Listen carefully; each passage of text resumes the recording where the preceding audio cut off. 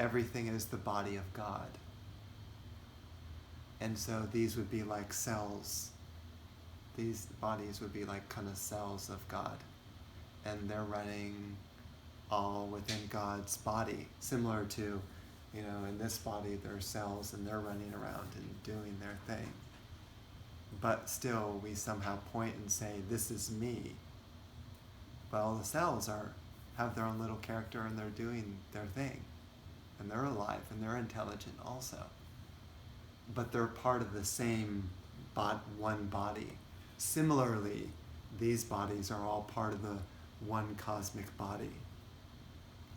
So how could we miss the fact that our real identity is the cosmic body, the cosmic being? Yeah. How can we miss the wholeness? When we chant a mantra with the word Purnam in it, Purnam means wholeness. It means you as the cosmic being. So I'm not looking at the body, and I'm not looking at the body. You as the cosmic being. And there is only you, which includes this body and this mind and all other bodies and all other minds. So I bring this concept up because I don't want people to feel limited in their love. Love can be so vast that a human mind can't even imagine. So that goes to the story of Christ, and people say, well, did Christ die? How can Christ die? Christ is the cosmic being.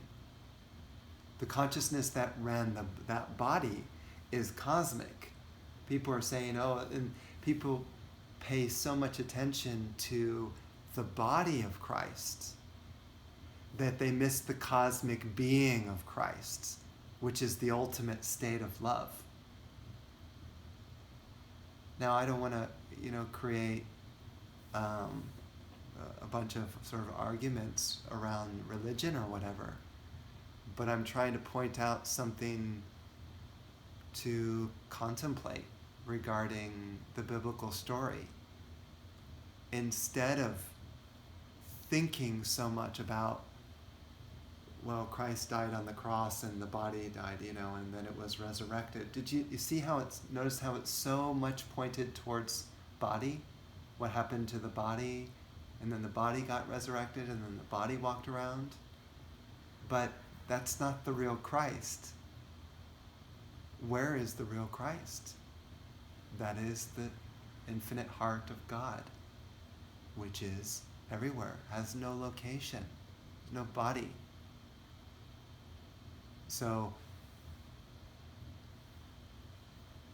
the Christ concept is an immense idea that shouldn't just be, not that it shouldn't, but why should we,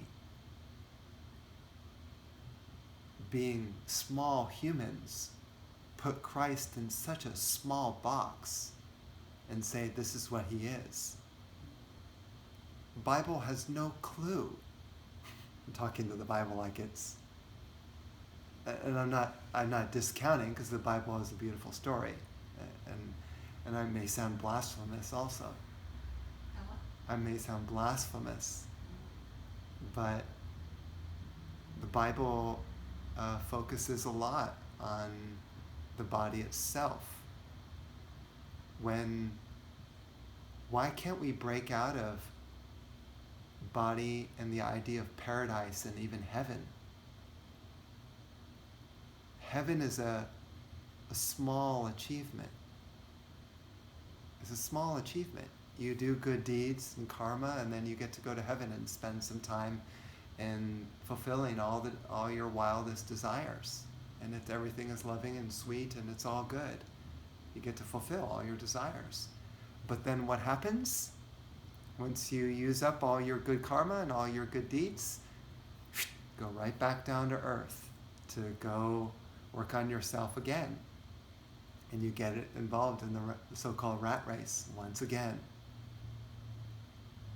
So, fine, you can go to paradise, and I'm not, it sounds wonderful and all that, but compare that achievement to the Purnat or the Supreme Christ.